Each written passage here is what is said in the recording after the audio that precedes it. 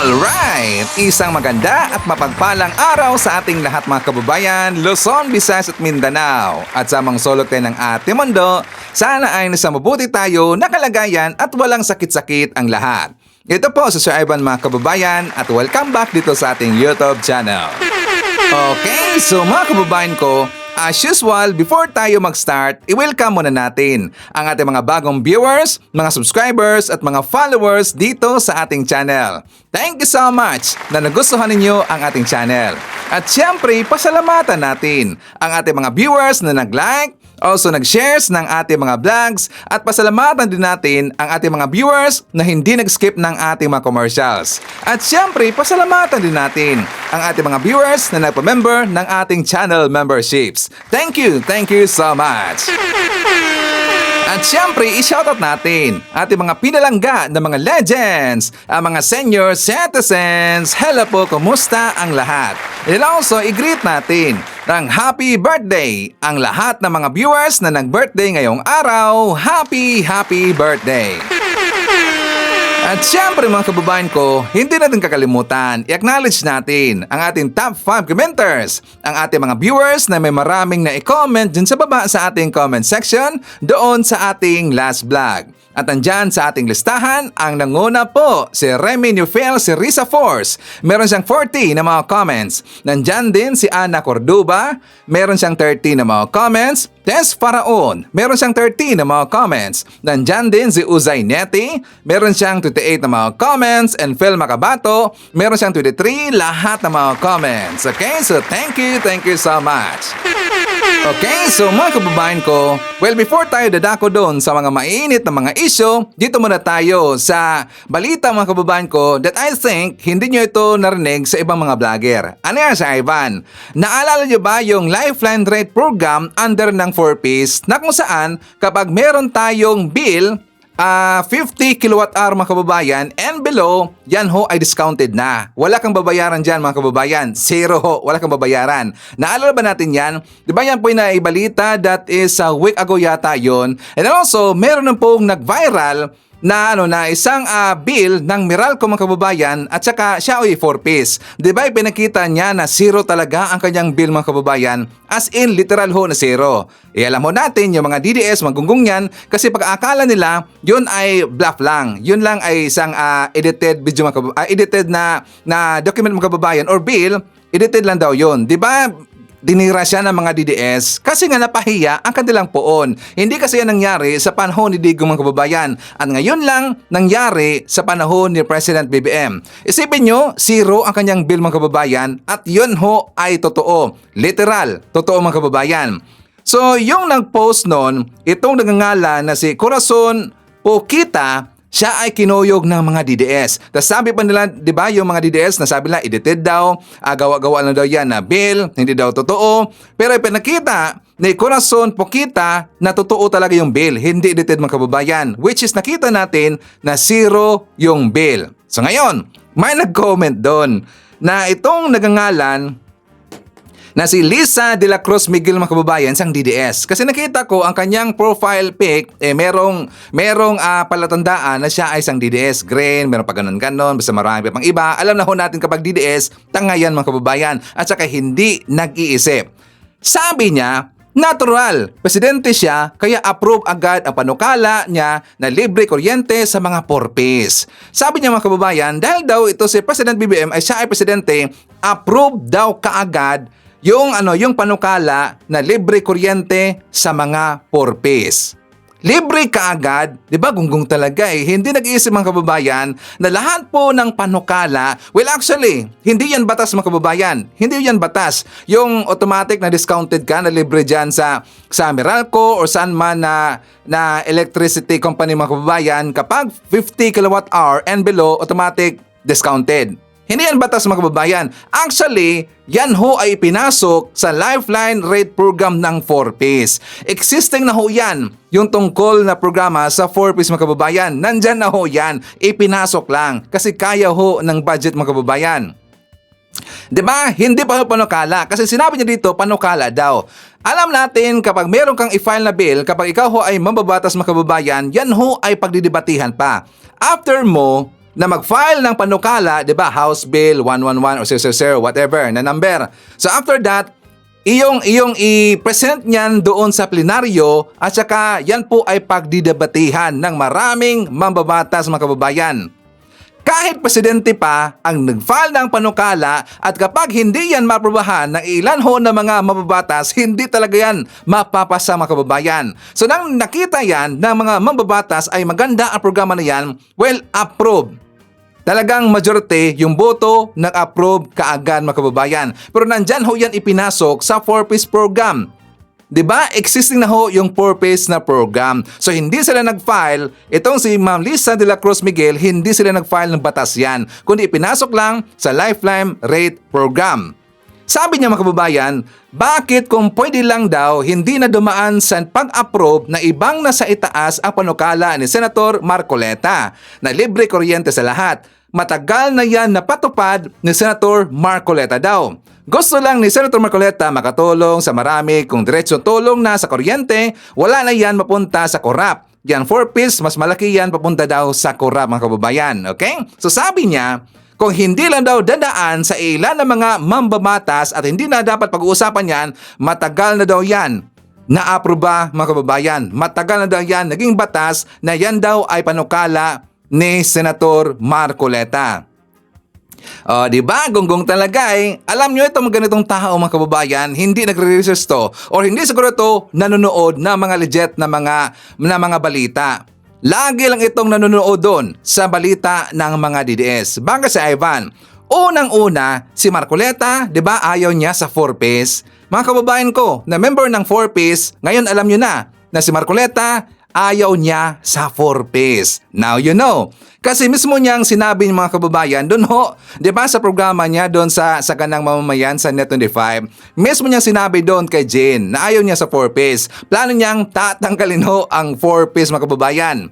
Alam niyo na.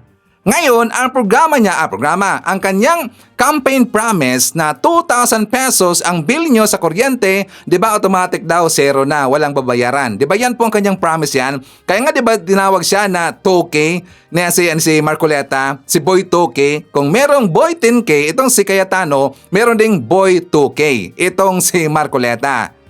Ang palusot ni Marcoleta mga kababayan, DDS makinig. That is somewhere, basta last month yun sinabi niya, yung kasagsagan ho ng Senate Blue Ribbon Committee mga kababayan.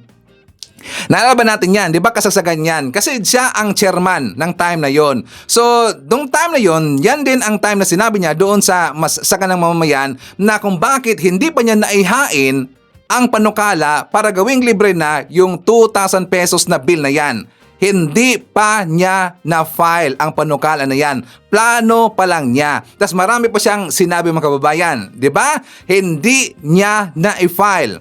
Hindi natin alam kung ano kanyang rason mga kababayan kung bakit dahil hindi na-file. Pero nakita natin kasi ang time na yon, that is Senate Blue Ribbon Committee, kasasagan nyo na meron silang, meron silang tanim witness, yung si Gutesa mga kababayan. Kasi nakafocus itong si Marcoleta sa pagdepensa kay Sara Duterte. At nakafocus din itong si Marcoleta para sisiraan ang Marcos admin. Doon siya nakafocus. Kaya kinalimutan na niya ang kanyang mga constituents or ang kanyang promise sa kanyang constituents na 2,000 pesos na bill maging libre. Kinalimutan niya mga kababayan. Kasi gusto niya na yan ay makalimutan lang natin. Hindi naman yung mangyayari Kasi kapag meron ng promise ang isang politiko, hindi natin yan makakalimutan, lalo-lalo na kapag doon kayo mabudol. Hindi ako nabudol. Kasi hindi ko naman yan ibinoto itong si Marcoleta mga kababayan. So nabudol dyan, yun lang mga bumoto sa kanya, yung mga DDS. So dapat yung singilin. Kaya hindi nangyari kasi nabisi siya sa pagdepensa kay Sara Duterte. Kung eager lang, itong si Marcoleta mga kababayan na gagawin niya ang kanyang panukala or ang kanyang campaign promise, gagawin to panukala, maraming paraan yan kung gusto niya. Kapag ayaw niya at saka plano niyang kakalimutan, maraming dahilan yan, DDS, di ba? Nag-gets niyo ba? Kapag gusto niya, maraming paraan yan. Kapag ayaw niya, maraming dahilan yan, di ba? Palaging magdadahilan yan mga kababayan, kaya kinalimutan niya. Ngayon, mas lalo silang nagpanik, mas lalo silang nalungkot kasi nga nag-file po ng bill si Sandro Marcos, mga kababayan, si Congressman Sandro Marcos, 'di ba? Para ito sa Poorest of the Poor na gawing libre na yung kuryente sa merong konsumo na mababa, mga kababayan. At lalo na, kanina din, meron ding i-final na House bill si dating Speaker Martin Romualdez, the same rin po, mga kababayan, na plano niyang tatanggalin yung VAT. Mismo ang VAT. Yes, you heard it right, mismo ang VAT ang tatanggalin or planong tatanggalin ni Martin Romualdez para bababa na ang ating bayarin sa kuryente. O di ba ang tanong natin, bakit kaya naman palang gumalaw yung taga-kongreso pero bakit hindi kayang gumalaw itong si Marcoleta? Saan ba siya nakafocus, mga kababayan? Klarong-klaro, para lang dipinsahan ang mga Duterte, para lang aatakihin ang Marcos administration. Pero sa paggawa ng batas, wala. Nay, wala, mga kababayan. Kasi iba ang kanyang atensyon. Doon kasi sa iba nakatuon ang kanyang atensyon. Lalo na ngayon na na-declare na tatakbo daw pagka-presidente itong si Sara Duterte. Doon sila focus. Kasi nga 'di ba, meron ding napakalat ng image, mga kababayan, poster na gusto nila ang maging vice-presidente ni Sara itong si Marcoleta. Meron ding iba, gusto nila itong si Amy Marcos. At ngayon, na-declare din itong si Binoy, mga kababayan, na handa daw siya maging vice-presidente kay Sara Duterte. As long as utos daw ito ni Digong. Di ba nakakatawa talaga Sabi niya, mga kababayan, kapag utos daw ni Digong, wala siyang magagawa. Talagang susunod siya. Kasi kapag gagawin daw siya ang vice-presidente ni Sara Duterte, mag-busy daw siya, mga kababayan. Itong si Binoy. Let's watch this. So, if it comes to that point na dumaan sa lahat ng hierarchy at mauwi po at magkaroon ng clamor sa inyo, are you open to it, sir, for a Duterte-Padilla tandem for 2028? Pag-utos ni Digong. Pag-utos ni Digong. Walang pwedeng mag-utos sa akin kahit sino, si Digong lang. Kasi ayaw ko talaga ng politika. Alam naman lahat ng mga nanay ko, alam yan, mga kapatid ko, asawa ko. Basta sinabi ni Digong, susunod ako. Talaga, sir. So, ganun kayo ka-obedient, sir. If sinabi po ni Pangulong Duterte, you will accede to it, sir? Yes, ma'am. Kasi yun, kaya naman ako nandito, ma'am, dahil sa kanya. Sir, push it further, sir, ha? In case nga po talagang iutos sa inyo, are you ready for a higher position po? Ay, pinanganak po tayong ready. Lalo na yan, para sa akin, Vice President, hindi naman masyadong, yan, puro advocacy lang yan Parang ikaw ang spare tire, di ba? Kayang-kaya yan. At iisa naman ako ang paniwala naman ng Duterte, isa ako doon. Ako ay kung ano kasi para sa akin ideology kasi ang Duterte Hindi naman yan personal lang hindi yan si Digong. Ang Duterte kasi ideology yan Pagbabago, yun talaga. And sir, isa pa, in case lang po maiba, kung sakaling iba ang maging katandem ni VP Sara, ano pong nakikita ninyong magiging role nyo sa 2028 elections? Will you be actively campaigning for VP Sara? Kayo po ba yung magiging campaign manager? Do you see yourself that active, sir, for campaigning po? Oo. Buong pamilya ko naman, nag-umpisa naman yan. Napansin nyo ba, dabay siya sumagot, mga kababayan? Nakita natin noon na ang kanyang mundo, ang mundo ni Robin Hood Padilla, nakapalibot lang o nakalibot lang sa pamilya Duterte. At lalo na kay Digong, mga kababayan. Kasi nga 'di ba, inamin niya na malaki ang kanyang utang na loob doon kay Digong. Kung ano ang utos si Digong sa kanya, susundin niya, mga kababayan. Tas handa daw siya maging vice presidente. God save the Philippines. God save our country kung talaga di ba? Hindi ba nahiya itong si Robin Padilla, mga kababayan? Ano ba ang kanyang achievements diyan sa Senado? Dapat ilatag niya muna kung ano ang kanyang achievements, kung ano ang kanyang mga nagawa, mga kababayan. Tapos ngayon, handa siya sa higher na posisyon Vice Presidente Gonggong talaga eh. Di ba? Walang kwenta eh. Kung itong si Sara no at saka itong si Binoy ang magiging presidente si Sara at saka si Vice itong si Binoy mga kababayan, kawawa talaga ang bansang Pilipinas. Literal, kawawa talaga ang bansang Pilipinas. Na ang Pilipinas ngayon, inayos na ho ni President BBM. 'Di ba? Gumaganda na ho. Tingnan niyo ho ang ating ekonomiya. Tingnan niyo ho kung ilan na ngayon ang mga investment, direct investment ang pumasok sa Pilipinas. Ilan na ngayon ang mga investors pumasok sa Pilipinas. 'Di ba? Ipinagtatanggol ni President BBM ang West Philippine Sea. Tinanggal ni President BBM sa Pilipinas ang mga sindikato. Nasaan ang mga sindikato ngayon? 'Di ba nagsiliparan na sa ibang bansa at nabuking lahat ng mga korap na opisyal sa ating gobyerno dahil yan kay President BBM.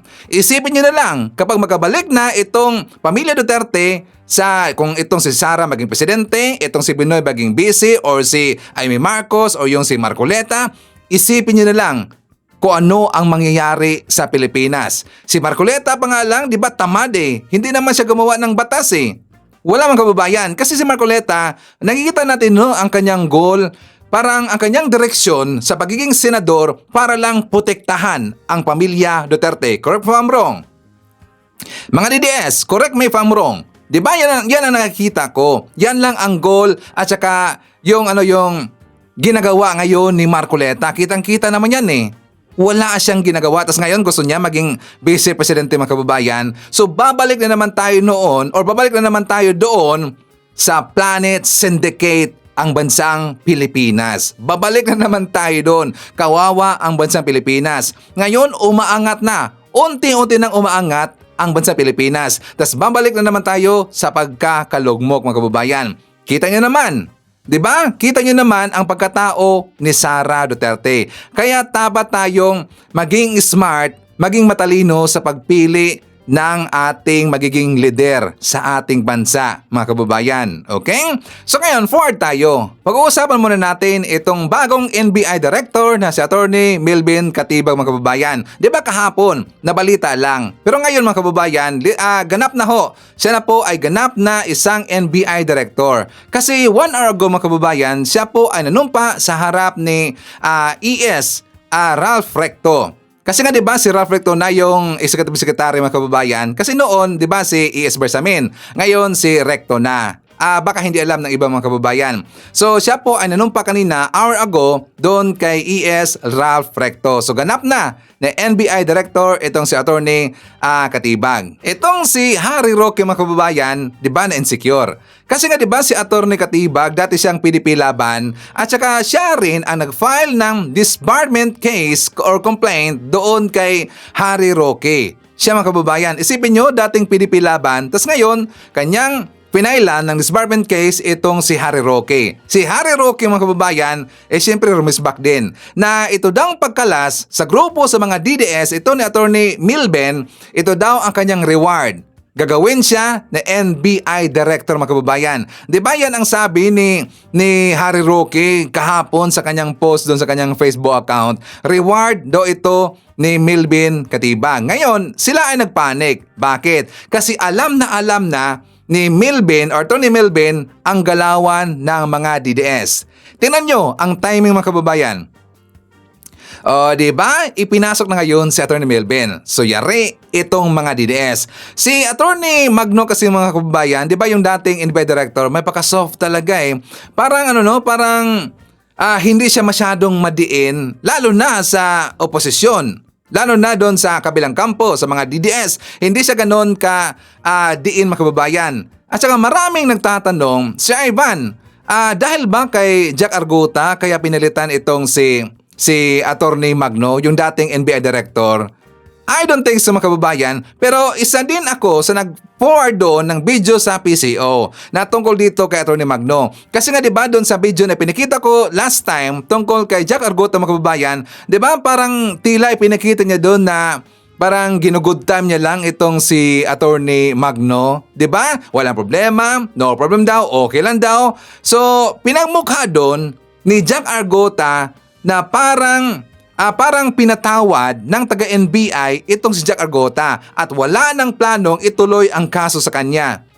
Parang yun kasi ang nakikita natin doon, di ba? Kaya sabi ko sa taga-PCO na, ma'am, okay lang ba ng ganito sa NBI na parang ginaganyan mo lang yung NBI director na feeling natin, nakikita natin sa vlog doon ni Jack Argota na parang okay at walang problema ang kanyang ginawa. Di ba umamin si Jack Argota na piki yung ipinakalat niya na medical certificate. Tas okay lang sila sa NBI mga kababayan. So isa ako doon sa nag-raise po na issue na yan. I-forward ko yung video ni Jack Argota doon sa taga PCO. Well, it's up to them. Hindi ko na alam at wala akong sinabi mga DDS na palitan si Attorney Magno. Wala akong sinabi na ganyan. Kundi sinabi ko lang kung ano yung pinagsasabi ni Jack Argota at saka kung ano ang nakikita ko dito. Yun lang. So ako po ay nagulat honestly na bigla nang pinalitan si Attorney Magno, ni Attorney Melvin Katibag. Di ba? Nagulat nga ako eh. Hindi ako nag-expect mga kababayan. Honestly, hindi ko nag-expect at wala akong alam na si Attorney Melvin ang ipapalit doon. So it's getting exciting. Bakit? Eh syempre dating DDS eh, di ba? So DDS versus DDS. Pero syempre, doon ako bibilib kay Attorney Melvin, ang bagong NBI director, kung meron na siyang nagawa. Kung talagang atakihin niya o talagang didiinin niya itong mga DDS. Lalo na ang mga fake news peddlers, di ba? Lalo na ang mga fake news peddlers. Kasi kapag hindi sila sasampulan at hindi talaga sila didiinin mga kababayan, pitikin yung tinga, kurutin yung gilid, kapag hindi sila gaganunin ng taga-NBI, gagawin pa rin nila yan. Diba, gets ba natin? But honestly, hindi ko na-expect na si Attorney Melvin Katibag yung ipinalit. But happy ako. Bakit? Eh siyempre, alam na alam ni Attorney Melvin ang galawan ng mga DDS. So diba? So this is getting exciting. Ilan na? Days from now, may mangyayari yan. Meron na namang iiyak na mga DDS, mga kababayan. Asahan natin yan. Meron na namang iiyak na DDS. Okay? Ipakita ko muna sa inyo ang vlog ni Attorney Larry Gadon. For more details, let's watch this. Walang kapana-panalo itong si Sara na ito kung tatakbo siya bilang presidente.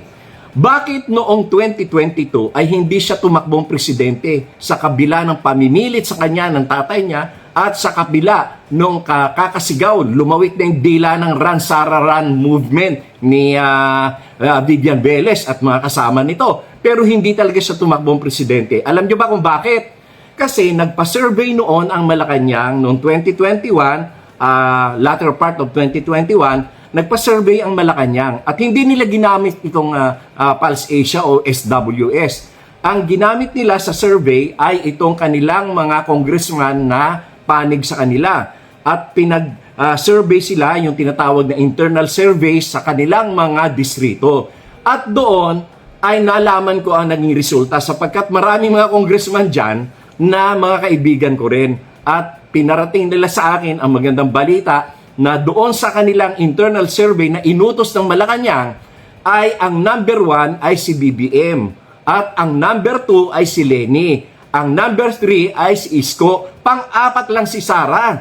Kaya nga, tigas ng kakakatanggi niya na tumakbong presidente kasi wala talaga siyang pag-asa. At siya ay pinipilit lamang ng kanyang tatay at posible na dadayain nila sa Smartmatic. Pero hindi talaga nagtumakbo si Sara kahit na nagkaroon pa ng nationwide na Run Sara Run movement. Eh hindi pa rin talaga siya tumakbo. At siya ay tumakbo at nag-file ng candidacy as mayor of Davao City.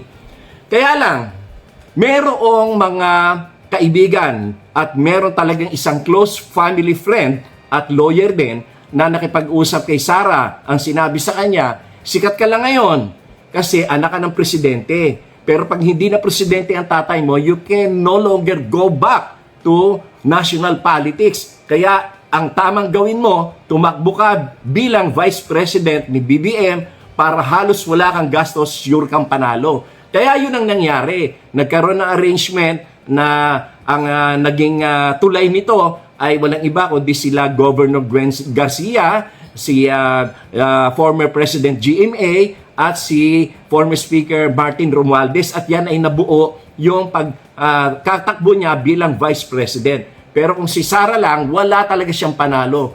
wala tang panalo kung siya ay tatakbong presidente. Lalo pa ngayon na lumabas yung mga anomalya dyan sa confidential and intelligence funds at yung kanyang kapabayaan bilang Secretary of Education at lumabas yung katotohanan na siya pala ay walang alam, boba at tanga. Kaya lalo lang na hindi siya mananalo dahil ang mga tao ngayon alam na ang karakas niya. Alam niya na wala siyang kapasidad. Wala nga siyang nalalaman kung ano ang nangyayari sa mga gobyerno natin eh. Kaya walang kapag-asa yan. Drama na lang ito, yung tinatawag niyang pagtatakbo ng 2028 para ang magiging depensa niya dyan sa impeachment case ay yung political persecution nito kasi tatakbo akong presidente. Gusto nilang hadlangan ang tatakbo ko bilang presidente. Nako, huwag ka na magdrama dyan. Wala ka naman talagang panalo. Okay, so bago tayo mapuputuloy, siyempre i-shoutout muna natin ang ating mga suki, mga early birds, yung nanguna na nag-comment dyan sa baba sa ating comment section. So nandyan sila si M.E. Michael Vinas, nandyan din si Annie Bautista, Aurora David, Hato Jayang, Rose B, Island Touch from Camiguin Island, nandyan din si Emmy Mapalad. Hi to Car Barunda, Tess Faraon, Marvin Collado, nandyan din si Sinaida Sagadraka. Hi to Joselito Rivera, nandyan din si Aspernito, Berhilio Cruz, Jai Ang. Nandyan din si Remy Neufil, si Risa Force, Mildred Briosos. Hi to Risa Fernandez, Rose B, and hi to Sir Jaime Garcia from Nottingham, UK.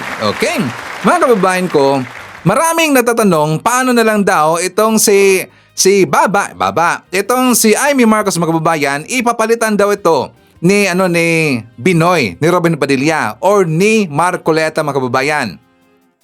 So what do you think? Ano kaya ang mangyayari kay Amy Marcos? 'Di ba? Nakita ko doon sa isang vlogger mga kababayan na marami, actually may mga kilalang vlogger na 4 na yata yun nakita ko na ayaw nila kay Amy Marcos. Ayaw nila na ito ang gagawing tandem Vice Presidente kay Sara Duterte.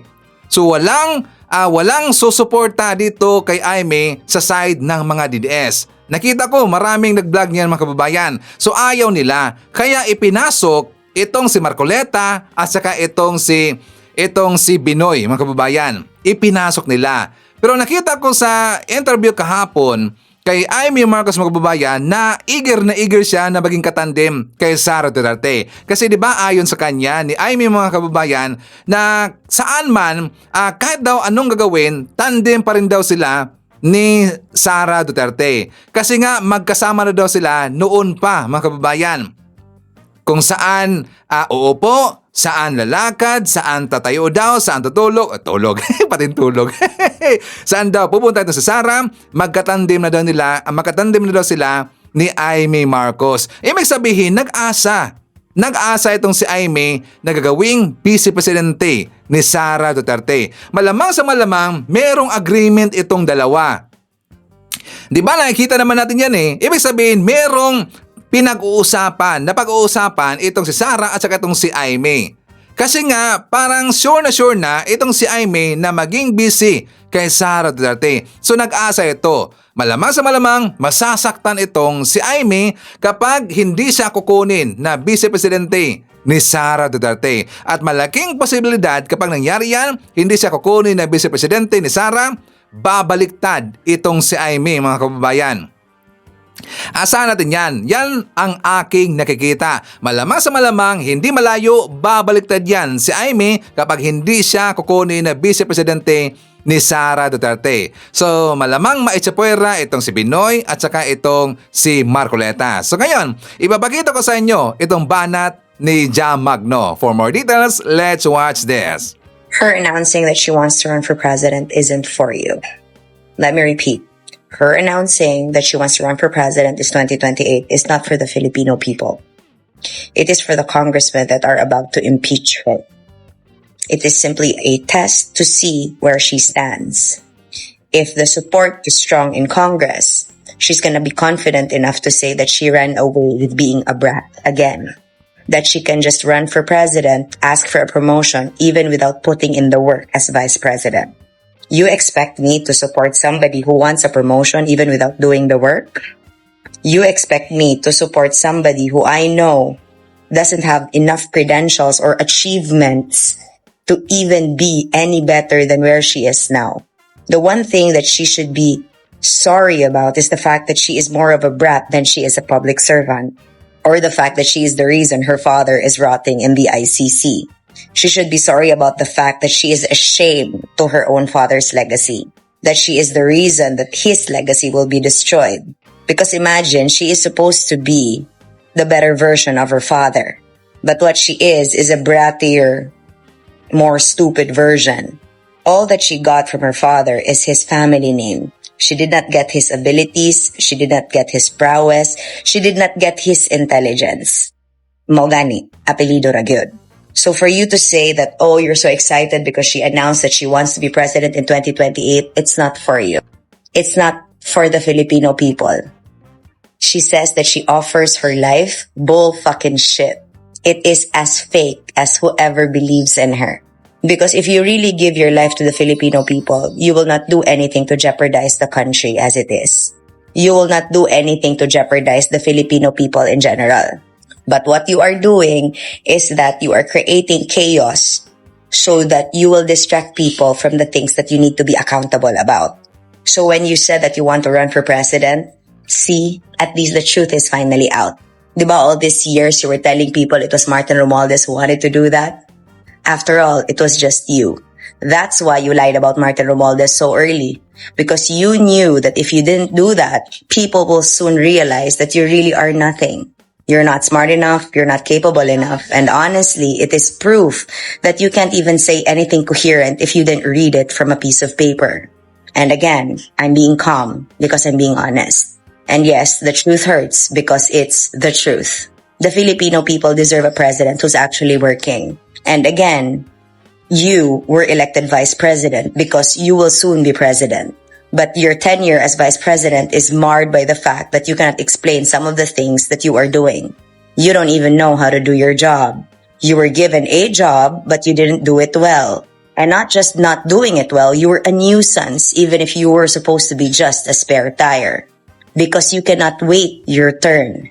Imagine that you did not announce that you want to run for president for the Filipino people. You did it to cling into power, to check that you are still the strongest candidate. But it is more of an insult for the Philippines to elect you as its strongest candidate when you don't even have achievements that you can speak of, that you're supposedly just running on popularity and sympathy. You're not running on accolades. You're not running on prowess. You're not even running on intelligence. Because the people that support you just really love your father and wants his legacy to continue. They are being lied to thinking that if you are going to be president, the Philippines is automatically going to be a better country. It's not. Because the fact of the matter is, it is very telling for the Philippines to choose you that it's really not ready for change. Because we're not supposed to be choosing leaders like you. We're supposed to be electing people who are better than you by a lot. And automatically you assume that I don't support you, that I support Lenny. No. Because at the end of the day, I'm not a turncoat. I know what I want and I deserve better than the person that announced that she wants to be president 2 years even before the election itself. You're the one that's attacked and clinging to power. Because if you were confident that you were going to win in 2028, you wouldn't be this desperate. You have an impeachment case. You have 4 that you need to face. You have so many things that you need to be answerable for. You have many things that you have to be accountable for. And all you are focusing on is running for president. If you don't smell the bullshit, then something is wrong with you. But I do, and it's not my problem. It's a you problem. I'm not going to be focusing on who I'm going to choose in 2028 because I love the fact that I don't have to worry about it. Why? Because I would rather that I support somebody who isn't you, who isn't so selfish, so self-absorbed, and so feeling capable when you're really not. And again, I'm saying this as calmly as I can so that it sticks to a part of your brain wherein you make the decision. Because you know what? Electing you as the next president is like staying with a partner that is toxic. Alam mong ginagago ka na, alam mo na ginagamit ka lang, alam mo na nililin lang ka, pero dahil mahal mo, sige pipiliin mo. O diba? Toxic relationship yarn. And I don't want that. I don't want any of that, and I'm not buying it at all. Actually, her announcement yesterday was a signal to the congressmen that, hey, kahit anumang gawin nyo ngayon, pamumulitika yan. Ikaw ang namumulitika because hindi ka makabehave. Ikaw ang namumulitika because you are desperate that once your father doesn't come home and he dies in the ICC, you can no longer use him for your stupidity. You can no longer use his situation to hide the fact that you really are not capable of leading us to a better country. You are not capable. Stop thinking that you are. If anything, you should be sorry about the fact that you are not capable. You are not smart enough. You are not going to be enough. I mean, I don't agree when your father said that the president shouldn't even be a woman because it's not a woman's job. I think he should have just meant you. Because look at that. You and your future running mate who's also as incoherent as you, who's also not as sane as you. So, oh my God, we're gonna replace the unity team with do me? Do me? Are you kidding me now? Someone who's self-centered and somebody who's self-centered equals walay kaugmaon ang Pilipinas, bye-bye. So see, was I wrong when I said that you want to be president and your VP is going to be Amy? Come on, Sarah, who are you lying to? Yeah, you're lying to the people who eat your shit for breakfast, lunch, and dinner. Because you did not announce you want to be running for president because you want the Philippines to be better. You are the reason that the Philippines is in a shithole that it is in now. I want to say this so that it comes out like the watery poop that comes out of my body. It is the truth that has been festering in all of our lives since you started this mess in 2023. You're the one that keeps on creating chaos because you are not capable enough to be peace or the peace that this country needs. Because all you do is rant, throw tantrums, and when you are put on the spot, you're gonna throw shit like this. Face your cases. Be accountable for the shit that you need to be accountable for. Be honest. These are basic tenets when you want to lead a country. This is even more basic than me asking for the same things from the person that's supposedly going to take care of my child. So ang arte-arte ko sa level ng tao na magbabantay ng anak ko but I can't demand the same from the president. And here I am being surrounded by people who think better than you, who are more capable than you. Abogada ka but then all of your moves, hindi talaga, be. And you want me to trust you with my future for the next 6 years? Or the fact that I should live in fear because I am against you? I should be when I know I'm smarter than you. When I make more coherent sentences like this one that I don't need to read from a piece of paper. When I know for the fact that I deserve better than somebody who throws a tantrum more than my 7-year-old. That's just what matters to me. Be accountable for the shit that you need to be accountable for. Before wanting to run for president, face all of your cases. Answer all of the questions surrounding the things that you have done ever since you became vice president. I mean, yes, uulitin ko, hindi ko pipiliin si Lenny over you. Because at the end of the day, mas pipiliin ko ang sarili ko between the both of you. Because mas gumanda ako na hindi ikaw ang sinusuportahan ko. Mas gumanda ang buhay ko na alam ko sa sarili ko ang mahal ko tatay mo lang at hindi ka nakasama. Because you are toxic and you are not a good role model for who I want to be. Because dati-rati gusto ko yan. But then I realized I could just be soft, wonderful, beautiful, and intelligent without supporting you as the next president. So yun lang. Kung hindi mo tanggap yan, I don't give a fuck. Because matagal yun akong hindi tanggap.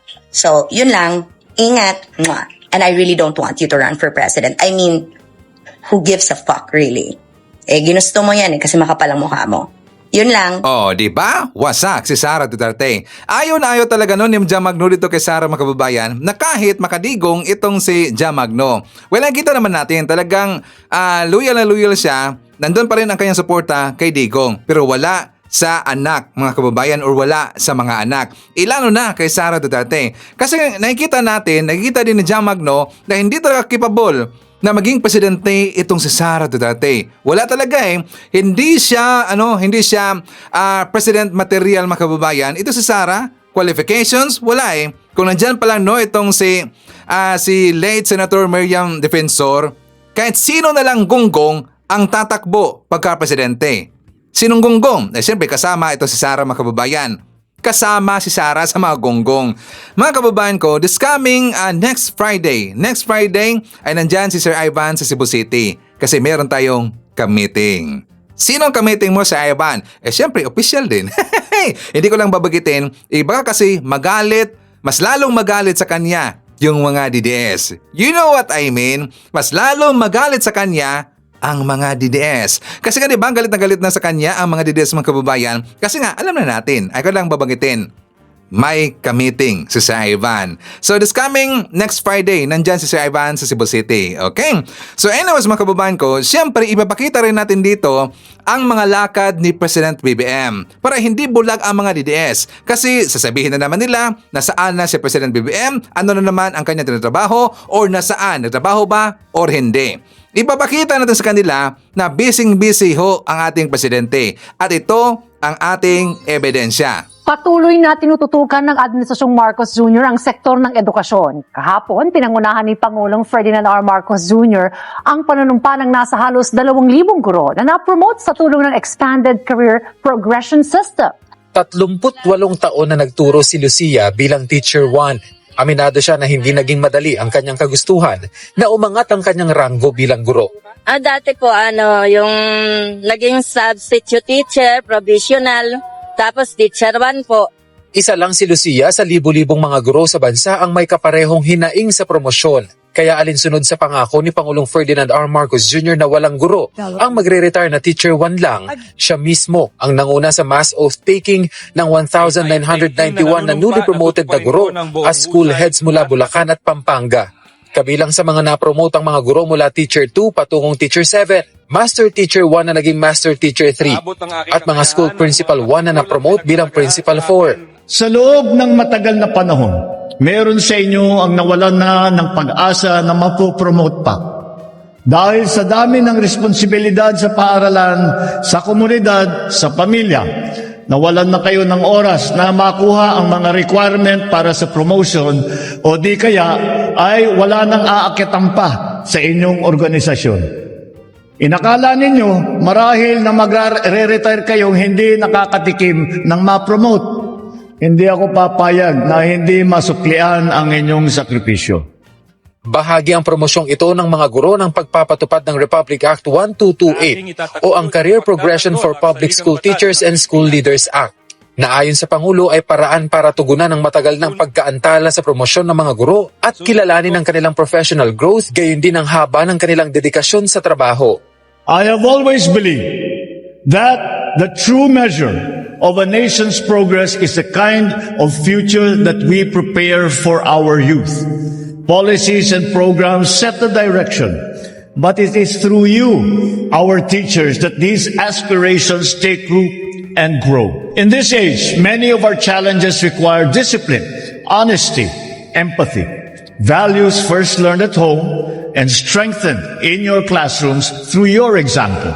Binigyang diin din ng Pangulo na kahit pa sa makabagong teknolohiya, hindi pa rin anya nito mapapalitan ang husay ng mga guro sa paghubog ng mga kabataan. Kahit ilang laptop, artificial intelligence o ano pang teknolohiya ang gamitin natin, wala pa rin papalit sa pagmamahal, sa malasakit at sa alaga ng ating mga guro sa inyong mga estudyante. You are the ones who teach them the lessons for work and for life, how to care for others, how to be responsible, how to stand with integrity. These are the foundations of a strong society, and they are built day to day in your classrooms. Nananatili anyang prioridad ng administrasyon ng pagpapataas ng antas ng edukasyon sa pamamagitan ng paglalaan dito ng pinakamalaking pondo sa 2026 national budget. Dagdag pa anya ang iba't ibang programa bilang pagkilala sa mga guro. That is why our responsibility as a government is to stand beside you, making your profession more sustainable, more dignified, and more rewarding. Kagaya ng aking nasabi sa dati, prioridad natin ang edukasyon hanggang matapos ang administrasyong ito. Sobrang saya po kasi po sa 38 years na Teacher 1, hindi ko po inaasahan na talaga pong magre-retire na po ako.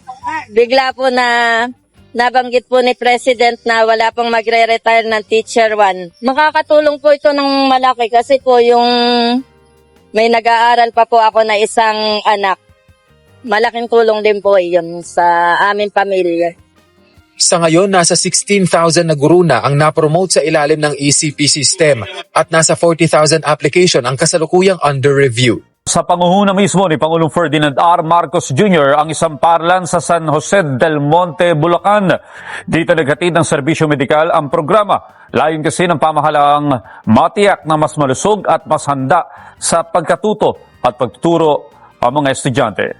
Mas tinutukan pa ang kalusugan ng mga guro at mag-aaral sa pamamagitan ng Yaman ng Kalusugan o Yakap Caravan na bahagi ng Expanded Consulta Program ng PhilHealth na layong pangalagaan ang kalusugan ng school community bilang pundasyon ng dekalidad na edukasyon. Personal na binisita ni Pangulong Ferdinand R. Marcos Jr. at Education Secretary Sonny Angara ang Minuyan Elementary School sa Bulacan, kung saan nakipag-ugnayan sila sa mga guro at school personnel at nasa higit 3,000 mag-aaral bilang pagbibigay suporta sa kalusugan at welfare ng mga ito. Kabilang sa mga serbisyong inihatid ng Yakap Caravan ang blood sugar screening, vital signs assessment, at diagnostic services kasama ang x-ray. Para sa mga PhilHealth member, may karagdagang benepisyo rin na hanggang 20,000 pesos worth of medicines bawat taon, depende sa availment at eligibility. Ayon kay Secretary Angara, madalas na health concerns sa mga bata ang problema sa eyesight na direktang nakakaapekto sa pagbabasa. At sa mga guro naman, karaniwan ang high blood. So tinanong nga ni Presidente kanina yung isang teacher na nakaupo at kumukuha ng gamot. Ano sa kanya? Sabi high blood. O pareho tayo, sabi ni Presidente. Dagdag pa ni Angara, kapag hirap ang bata makabasa dahil sa paningin, hirap din sila sumunod at matuto. Dahil naman sa kakulangan sa oras at bigat ng trabaho, madalas na nauurong ang medical check-up. Kaya malaking bagay para kay Mommy Joanne na dinadala ang mga health services mismo sa paaralan. Kaya naman lubos ang pasasalamat niya sa pamahalaan at kay Pangulong Ferdinand R. Marcos Jr. Dagdag pa ni Joanne, nasa mahigit 1,000 rin ang nasave niya para sa pagpapacheck up pa lang. Sa ngayon sa private, nasa 500, ganyan. Sa pedya naman po, 700. Kaya nagpapasalamat po ako nagkaroon po ng gantong event para sa mga bata dito sa school. Sobrang laki po ng save po. Malaking tulong ito dahil yung iba talagang hindi sila matuto na maigi kasi yun, hindi sila makabasa. Yung ibang teachers natin, masakit ang ulo, masakit ang pakiramdam. So, malaking bagay itong, wala nang oras rin pag makapag-check up. So, malaking bagay itong health Yakap program. Layo ng pamahalaan na masiguro na mas malusog at mas handa sa pagkatuto at pagtuturo ang school community. Dahil kapag alaga ang kalusugan ng guro at mag-aaral, mas tumitibay ang edukasyon. Okay, so kung nagustuhan ninyo ang ating mga topics ngayong araw mga kababayan, please give a like naman po sa ating video. Malaking tulong ho yan. At kung hindi man kalabisan sa inyo, please i-share natin ating mga vlogs mga kababayan doon sa ating mga kababayan na hindi mga well-informed. Sa inyong mga kaibigan, kakilala, sa inyong pamilya at sa mga DDS, i-forward natin. I-share natin ating mga vlogs doon sa kanila mga kababayan. Okay? So thank you so much. At syempre kasama din natin, nandyan si Phil Macabato from Toronto, Canada. Hi to Evelyn Garcia, Cristina Soriano from Dammam, Saudi Arabia. Hi to Ashin from Greece, Josephine Gallego, Apolonio Nocido. Nandyan din si Erma Apostol, Elina Solano. Hi to Maria Marilyn Embido Bautista. Nandyan din si Junior TV, Marilyn Digma. Sam Pagita from California. Nandyan din si Jen Reeve. At Tico Gemma. Hi to PJ Valse. Nandyan din si Mex Talks Vlogs. Hi to Tita Dones. At nandyan din si Romeo Esmen, Aurora David, Romeo. And hi to Merna Fernandez from Madrid, Spain. Okay, so mga kababayan ko, ipapakita ko sa inyo ang vlog na to. For more details, let's watch this. Kasi dito nga sa pagtakbo, nako, viral ito sa napakaaga na pagdideklara ni Sara Duterte na magiging pambato ng kulto ng mga Duterte, ang daming batikos. Oo, napakaraming batikos ang mga makikita sa social media ngayon. Hindi lang tayo, kundi marami pa. Ito ang kaibahan ng siguradong panalo. Bakit? Nung panahon ni Pangulong Bongbong Marcos, late na siya nagdeklara. Oo, late game na si President. Noong panahon ni Pangulong Bongbong Marcos, yung mga nakakampi na sa mga iba't ibang partido, biglang kumalas. Pumunta lahat. Example of Oo. John Vic Remulla. Yan. Isko Moreno si John Diba? Vic, biglang kumalas kay Isko. Kumalas kay Isko. Dumiretso kay PBBM. Di ba? So, ibig sabihin, malayong-malayo ito nung panahon ni Pangulong Bongbong na nasigurado yung panalo. Oo. Kumpara dito kay Sara Duterte, kabaliktaran eh. Oo. Imbis na suportahan ng maraming tao, imbis na kuyugin para itaas ang kamay niya, hindi nangyari. Kung hindi batikos. Batikos ang tinamoy eh. So, eto na. Eto Okay. na yung pinakapag-uusapan. Yan. Okay, sige. This is the best of the best topic ever na mapakikinggan niyo sa Bengador. Boss, alam mo, sa proklama o sa pagtakbo ba ni Sara, ito pinakamagandang tanong sa taong bayan eh. Ano ba ang mapapala ng mamamayang Pilipino kay Sara Duterte Sige. kung sakaling manalo ito? Kung sakali Ay, hindi naman. kung sakali Okay. lang Kung sakali kung sakaling manalo ito bilang presidente. Okay, guys, ganito Yung pronouncement ni Vice President Sara Duterte na sobrang aga, early pa sa early, hindi naman yan yung target niya dyan yung mga mamamayang Pilipino. Ang target dyan ni Sara Duterte yung mga congressman. Kasi nalalapit na po ang impeachment ni Vice President. Natatakot siya na baka pagdating sa plenaryo, makakuha ulit ng 1/3 vote. Ngayon naman, ito amoy ko lang. Syempre, nandyan na eh. Kahit bagong gawa yung ilong niya, naaamoy niya. Nag-announce na itong si Sara Duterte. So meaning, nandyan na yung strategy niya na tinatakot niya na ang ibang mga kongresista na, sige, iboboto niyo ako or babalikan ko kayo. Ganon yung aking pang-amoy eh. Ngayon, ito namang mga kongresista, mag-iisip din yan. Ano ba, i-impeach ba to or hindi? 'Di ba? So ngayon, para sa akin, kung yung mga kongresista dyan na may yagballs, kung nakita ninyo, nandyan na sa inyo yung paper na article of impeachment, basahin ninyo. Kung meron mang nakikita ko yung probable cause, yes, impeach ninyo. Hindi yung dahil sa natatakot kayo, kaya uurong kayo. Huwag kayong ganon. Dapat matuto kayong manindigan. Ako ang sa akin lang sa akin. Ang una ko nakita dito is talaga nalalapit yung impeachment. No matter what happen, papasok na yung impeachment. Ngayon, kung sakaling ma-impeach tong tao na to, ang gagawin nito, hindi siya tutuloy dun sa sa mismong hindi siya magpapagilty, magre-resign to. Pag nakarating dyan sa punto na yon. Senado. So ngayon, Oo. napalalabasin na natin sa tao na to dahil tatakbo siyang presidente, pinag-iinitan siya ng palasyo. Matigas din mataas yung ego ni Vice President Sara Duterte na ayaw niyang umabot sa punto na magre-resign siya doon sa Senado kasi kahiyan yan sa kanya. Dumidiskarte. Oo, dumidiskarte dito pa lang sa mababang kapulungan o sa Kamara, lalo pat kung nagawa nga noon na makakalap ng 216 votes, lagpas pa sa 1/3, ngayon pa kaya. Diba? So, posible pa ding makakuha ng 1/3 votes. Pero nandun na yung strategy ni Sara Duterte na nananakot na siya. Kasi tingnan ninyo yung mga DDS senators ngayon. For example, Senator Rodante Marcoleta. Ano yung napapansin nyo kay Senator Rodante Marcoleta? Tingnan ninyo, talagang sinupalpal malala ni Justice Carpio. Diba? Tapos sinundan ng mga semplang na statement ni Robin Padilla na weak. Diba? Yung about sa depression. Iyakin. Tapos yung mga pinapakasuhan ng Blue Ribbon Committee, si Jinggoy Estrada, si Chis Escudero, si Joel Villanueva. Tapos itong si Bato nawawala.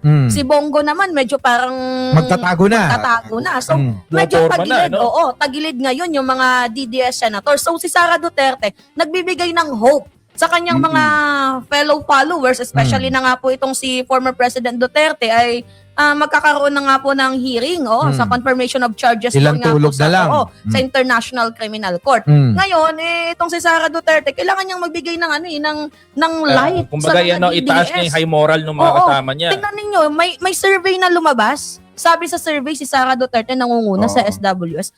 Sino maniniwala? Pero ninyo, nandun sa ibang bansa, pa-travel. Hindi nagtatrabaho. Diba? Gamit na gamit yung tatay niya na may sakit. Gamit na gamit yung tatay niya para sa paawa effect. May sira na daw ang ulo. Ganon. Tapos makikita nyo sa survey, mataas siya. Paano nangyari yun?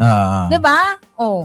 Yung ikaw na inaasahan dapat ang taong bayan nakatuwang ng pangulo, ikaw pa tong hindi nagtatrabaho, ikaw pa tong nagpapabanjing-banjing, ikaw tong pa-travel, papunta-punta ng party, 'di ba, sa Belgium, tapos ang ending ngayon, ikaw pa yung mataas ang survey. Naiingit Tapos si lang Pangulong Bongbong Marcos na nagtatrabaho, pumupunta ng Samar, nagbibigay ng tulong, na financial, kagaya ng 300 million na tulong doon sa lugar nila Mima, 'di ba, sa Samar, even yung ginagawa ni President ngayon na paglalabas ng pondo ng pera ng taong bayan na nakakabalik sa taong bayan, siya pa yung mababa. Siya pa yung pinapilit na ibinababa. Alam mo, isa lang ibig sabihin nito yung SWS, isang malaking katarantaduhan ng survey nyo Kaya sa mga kababayan natin ngayon, kung hindi nyo pa naaamoy, amoyin nyo na yung strategy, yung plano, 'di ba, yung hidden agenda ni Vice President Sara Duterte. Doon nga po sa naging announcement niya na siya ay tatakbo bilang presidente. Sobrang aga pa. Na supposedly dapat hindi tayo namumulitika, 'di ba? Maaga pa. Dapat tayo nagtatrabaho. 'Di ba? Dapat tinututukan natin yung mga main problem ng bansang Pilipinas. Tumutulong ka sa presidente. 'Di ba, partida nga pinapakalat nilang balita si PBBM may sakit. Buti pa nga kung si PBBM may sakit tapos nagtatrabaho. Kaysa naman sa isa, wala na ngang sakit, naglalamyerda pa. Kung saan bansa nakakapunta tapos ang ginagawa, puro paninira. Huwag ka, oy, may mapanawagan ako. Baka gamitin mo naman yung pondo mo. Baka pwede mo naman gamitin yung pondo mo. Sayang naman yung pondo mo kung hindi mo magagamit. 'Di ba? Di ba? Sayang naman yung pondo mo kung hindi mo magagamit yung pondo mo. Importante ang pondo ng pera ng taong bayan at dapat umikot sa taong bayan din. Correct. Saka isa dito mga boss, yung kine-question nga din ng mga manonood, ng mga supporter, no, ng mga ibang party, bakit ang aga ng deklara mo, samantalang wala ka pa naman inilalabas na ginastos mo dun sa bagong confidential fund mo. At saka wala naman siyang magandang naging tatak na proyekto sa Pilipinas, tapos ikaw pa yung mag-early announcement na tatakbo. I think hindi naman yan para sa Pilipino yung kanyang announcement. Para yan sa pananakot sa mga kongresista. Hindi lang yon, kasi alam nyo, ako sa akin lang naman, survival ito Kailangan nila mai-survive kasi pagkatapos nito na hindi nila maipanalo si Sara Duterte, tapos na lahat ng karir nila. Lahat ng mga kaalyado, lahat ng mga membro ng kulto ng mga Duterte, lahat yan tapos na. Totoo. Kaya kung makikita mo sa social media at sa mga balita, talagang yung pagpupursige niya na maalpasan nila itong problema nilang ito. Malaking problema to. Malaking problema ng kampo ng mga Duterte na yung pagtakbo niya. Unang-una dyan, ang daming sagabal. Correct. Yung impeachment complaint, impeachment trial, yung pang nasa ombudsman, plunder, ang mga kaso niyan. Malversation. Ito pa isang malaking problema nila. Ano Boss Mike? Hindi sila nagkakasundo-sundo sa mga kung anong plano ng political career ni Sara. Besides dyan, Boss Mike, sa hindi sila nagkakasundo-sundo sa political career, pati mga vloggers din nila. Hindi magkakasundo. Ganon din, hindi din nagkakasundo-sundo. For example, sige nga, Boss Mike, banat mo na yan. Tulad niyan, kita nyo, itong mga vlogger ni Sara Duterte. Ayaw kay Aimee. Samantalang yung iba gusto kay Aimee. Paano yun? Sila, hindi pa magkasundo-sundo. Magwawasakan. Ang problema, nagbubuksaan sila. Ang problema, na sila. Nag-announce na natatakbo siya. Dapat kasi kung ikaw talaga ay nasa organisado. Kung ikaw talaga organisado sa mga bagay-bagay na hindi biro-biro na desisyonan. Tulad ng pagtakbo niya, hindi biro-biro 'yan. Pero habang nagbabangayan, habang naglalaglagan, itong kampo niya, sila nag-aaway-away. Si Panelo, hindi mo alam kung saan tatayo. Yung mga vlogger nila, hindi mo alam kung saan nang sosuporta. Yung iba, ayaw kay Aimee. Yung iba, visit kay Aimee. Yung iba, gusto ko si Marcoleta. Saan ba talaga? Ang sumusulong nito, yung kampo naman ni Robin, na ang gusto niya, Duterte Marcos. Paano ngayon ang tanong? Paano na si Marcoleta? Diba asang-asa din siya na maging running mate ni Sara, na maging vice president. Tingin ko naman, kaya naman yan hindi natuloy dahil nga sa isyong kinaharap niya itong mga nagdaan. Oo. Ni Marcoleta ang dami. Kasi parang may doubt din yung ibang supporter ng ng DDS kay Marcoleta kasi nga parang nung inahayag ni Marcoleta yung kanyang parang medyo simpatya kay Pangulo noon, parang doon siya medyo nadungisan ng bahagya sa mga At DDS saka supporter. very controversial din itong si Marcoleta, lalo pa sa usapin ng foreign policy. For Oo. example, sa West Philippine Sea, Kalayaan Group of Island, yung Yun. mga teritoryo ng bansang Pilipinas na parang nagiging chinador na, itong si Senator Rodante Marcoleta. So, madaming issue si Senator Rodante Marcoleta, kaya I don't think so kung Kaya iboboto nga, pa yun. kaya gigil na gigil si Tita Ruico Aicon, si Tita Ami Campbell sa mga yan Napapaaway sa US pero Talaga pinanggigigilan nila yung issue na yan kasi talagang kitang-kita yung tunay na kulay ng pagiging chinador ng mga to. Pero alam nyo kung ano pinakamasakit para kay Marcoleta? Etong sabihan siya na talagang hindi siya uubra sa debate kay Carpio. Oo. Sinabi ni Tolentino. Oy, by the way, kakasuhan daw mga minamahal ni Marcoleta si Carpio ng treason. Pwede mo kasuhan kung mayroong gera. Kaso Kaya- wala namang gera di ba? Ba't mo kakasuhan? Yun na nga, natapos na nga doon. Kaya idinedeklara niya na daw na Panalo na guilty siya. na daw si Carpio. Pero may matanong lang ako, no? Gusto ko lang ipamulat sa taong bayan. Oo. Ano ho ba ang mapapala ng bansang Pilipinas kung magkakaroon ho kayo ng isang presidenteng puppet? Yan ho ang pag-usapan natin. Tuta. Yung maging tuta ho ba ng ibang lahi?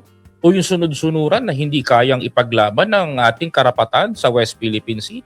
Yan ho ba ang napipili niyong presidente? Minsan nga, partner, napapaisip din ako na baka itong si Oo, Hoy. nagtawa ako dun. Ako nagtawa ako. Kinilig si Kuya. Oy, siya. Nanonood pa naman si Jake. Hindi, di ba? Ganito.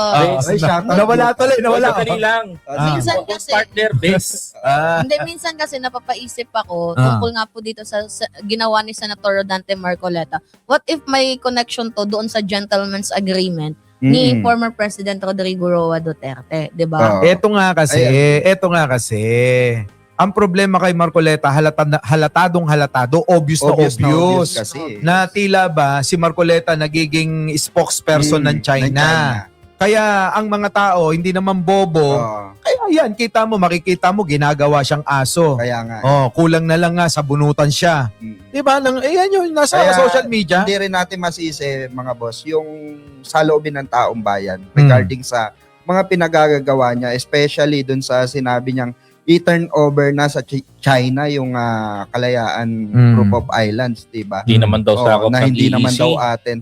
Actually, sa totoo lang, napakalaking, para sa akin napakalaking kabobohan ng mga ganong statement Kasi in the first place, saan ka humugot ng ganong klase ng idea? Diba? Makapili, no? Makapili. Diba? Saan ka kumuha ng ganong idea? Samantalang tapos na nga yan Tapos nang i-discuss sa national or sa international court yung nasa atin na yan. Kumbaga tayo na yung nanalo dyan Simplihan natin. Kasi, common sense na lang yung gagamitin, sabi nga ni Koy. Common sense lang. Ang taong nakatira doon, puro Pilipino. Correct. Diba? At sinasabi ni Marcoleta, yung daw isla, yung lupa, teritoryo natin. Pero yung tubig, hindi daw. Sino? Doon ako Alam mo, komedyante siya dyan. Sa part na yan. To be honest, komedyante siya dyan. Correct. Yung tubig, yung lupa sa atin. Tapos yung tubig sa China. Sinong loko-loko ang magsasabi nun? Siya lang. Siya lang. Pero ito pinagtatalunan natin. Paano naman, 'di ba? Paano naman yung mga kinamkam ng China na sa Mischief Reef, 'di ba? Yung pinagtayuan nila ng base. Tapos yung nilagay nila doon na meron silang airport doon, meron silang air defense system at yung air defense system nila nakatutok pa sa atin. 'Di ba? Correct. Doon naman sa Pag-asa Island, sa KIG, wala tayong meron lang tayong airport. Pero wala tayong gamit na katulad din na pangharas. Actually, ang balita nga sa mainstream, pinapapunta na ng ating mahal na Pangulo Mm. kung ano pa yung mga posibilidad Mm. na kailangan gawin doon ng mga infra para sa kaunlaran din nung Pero kung ako island. kung ako tatanungin mo pare, partner, Boss Mike, Mm. Mima, ito lang sasagot ko. Hindi ko bibitawan ang sariling atin. Oo. Atin 'yan. No matter what happen, pinaglaban natin ang ating Correct. soberenya. At saka lilinawin, Maraming namatay na bayani, maraming namatay Correct. lalong-lalo Oo. na mababaliwala yung pinaglaban ng mga Oo. nanindigan para sa bayan At saka natin. gusto kong linawin sa inyo mga minamahal kasi madami talagang natatakot sa narrative ng mga DDS na kapag tayo daw po ay lumaban, gagirahin tayo. So, No. uulitin natin ha, mga minamahal, hindi po talaga mangyayari ang gera na yun. Oo. Dahil ang daming claimants dyan sa West Correct. Philippine Sea. Only Di yung lang naman China tayo lang eh. talaga yung nanghaharas, nambubuli. Hindi nga lang Ito yun pa, eh. Dati, ang sabi nila, ang narrative ng mga DDS, hindi makikipaggera ang China. Ngayon, ang narrative na nila sinasabi sa tao, gigirahin tayo ng Gigirahin China. Pag pumalag Boss, tayo. ito tanong ko sa lahat. Pare-parehas tayong nakapunta ng China, boss. Mm. Sa tingin mo, sasayangin ng China yung ganung kagandang infrastructure nila Eto para yan. lang sa iisang isla? Eto sagot ko dyan. Kasi kung makikipaggera talaga ang China, inunan nila yung Taiwan. Correct. Nakanguso na sila ron eh. Pinalibutan na nila. Napalibutan na nila.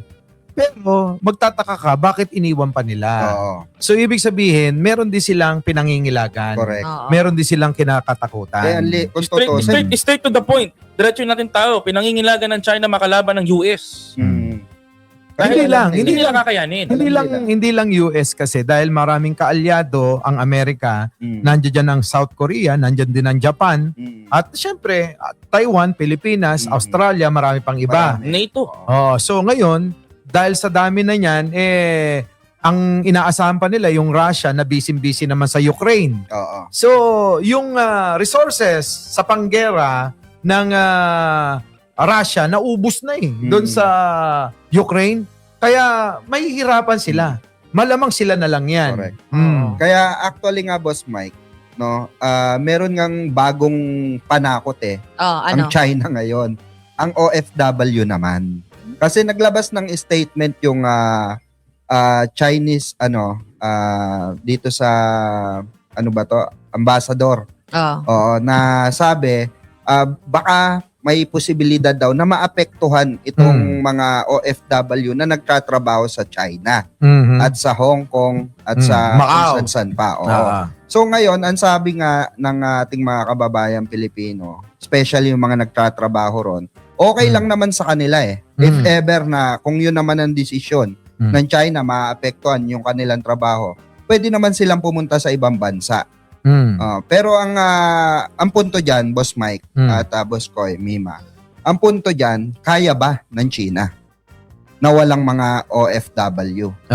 'Di ba? Kasi alam naman natin na kailangan ng China pagdating sa mga makinarya, magaling kasi ang mga Pilipino. 'Di ba? Magaling magtrabaho. Masisipag. Masisipag.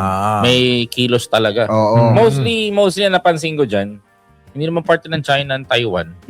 Na ang mga Pilipino sa Taiwan. Pero there is a 20% Pilipino nagtatrabaho sa China. Yun ang napansin ko dun. Hindi, alam nyo kasi, ganito yan, yung Taiwan, kiniklaim pa ng China yan na kanila nga, di ba? At ang Taiwan naman, gusto nila, sila yung masunod. Na, sino ba talaga mamumuno? Yung sa China o yung presidente ng Taiwan? Si Xi Jinping ba o yung presidente ng Taiwan? So magulo pa yan. Kaya malaking usapin pa yan na tingin ko lang malabo pa na mangyari na makuha nila yung Taiwan para unahin pa yung atin, yung pinag-aagawang isla. Oo, kasi yan totoo yan na maaari na mangyari i-withdraw nila lahat yung mga OFW natin. Pero iniisip din ba ng China na marami ring mga inchik na negosyante sa atin? Correct. Kung pauwiin din. So, sino ang mananalo? Wala parehas talo. So, pinakamaigi talaga yung ginagawa ng gobyerno na diplomasya. Pero Tama hindi naman. tayo magpapabuli kailanman Yun. sa mga ginagawa nila. Oo. Daanin sa diplomasya, pero kapag binuli ka, kailangan mo ring lumaban. At saka, Boss Mike, nakabatay naman tayo sa international law, sa law of the UNCLOS. sea, o sa Oo. UNCLOS. So, hindi pwedeng sabihin na di porket malaki silang bansa, okay lang na iharas, ibuli tayo. Oo. Hindi natin gusto ng gera dito. Walang gusto ng may gera. Wala dahil- naman talaga. Oo, dahil lahat takot sa gera kasi yung gera talagang masisira buhay mo dyan eh. Pero ang punto dito, hindi ibig sabihin na malaking bansa sila ay magpapabuli lamang tayo. Hindi dapat ganon. So kung meron tayong ipaglaban dahil karapatan naman natin yan, nakalagay naman yan sa legal, 'di ba? Sa UNCLOS, so ipaglaban natin yan. Atin yan eh. Pero ako thinking ko talaga, Oo. sa pagbisita natin sa China, hindi ko pinupuri, pero I think walang plano si President Xi Jinping na makipaggirahan kasi alam nila mawawala sa kanila. Alam nila, kumbaga talagang, pero trip lang talaga nila mambuli. Di ba? Hindi Actually- bully yun. Ay, wait lang. Hindi bully yung ginagawa nila kasi madaming yaman ang dagat, ang karagatan ng Pilipinas. So I think more on nakapokus sila sa economics nila, ekonomiya, 'di ba? Yung dapat na sa atin na angkinin na lang nila, ganyan-ganyan. Ganyan ang ginagawa nila sa Japan eh. Meron din silang kiniklaim sa Japan eh. Binubuli. Sila naman ang binubuli doon. Pero pagdating sa West Philippines, tayo binubuli nila. Sa Japan, sila ang binubuli. Sila ang binobomba ng tubig. Sa totoo lang. Pero Sa Pilipinas, tayo ang binobomba nila ng tubig. pero hindi nyo ba napapansin na wala naman talaga yan issue na yan eh. Sabi mo nga, pumunta tayo ng China. Hindi naman usapin yan eh. Hindi usapin ng mamayan ng China yan eh. Kundi usapin ito ng gobyerno sa gobyerno. Ang problema lang yung kapwa nating mga Pilipino na masyadong pinaiingay at ginagawang big deal yung issue na to. Correct. Na hindi naman dapat natin pinag-uusapan na dapat tahimik lang na inaayos ng bansang Pilipinas at bansang China yan. Dapat magkaroon ng ganito, boss. Yan. Boss, may suggestion ako. Kung sana papayagan to ng tao. Bakit hindi nyo na lang po kaya pabalikin si former Senator Antonio Sani Trillanes, papunta nyo sa China para makipag-backdoor? Tawag nito? Backdoor negotiation. Negotiation. Backdoor meeting. Kasi importante yan eh. Walang ibang tao makikinig. Kumbaga, katulad kay Pinoy, kung paano nila tinapos yung issue, nag-alisan yung mga barko, 'di ba? Nagkaroon sila naipanalo nila. Nagkaroon sila ng tawag nito ng backdoor negotiation. Hindi pagtataksil sa bayan 'yon. Ang tawag doon, meron talagang back channeling na tinatawag. Yung nag-uusap yung kumbaga, for example, kinatawan ng Pilipinas at kinatawan ng China, pag-usapan natin to, resolbahin natin na maayos. Huwag na sana padaanin ng China sa mga Duterte. Yung mga Duterte, wala talaga magagawang matinuyang mga yan kasi mga walang iya sa bayan yan. Ganito kasi yan, style ng China na gusto nila habang kinukubkob nila yung ating mga teritoryo, pinag-aaway-away nila yung mga Pilipino.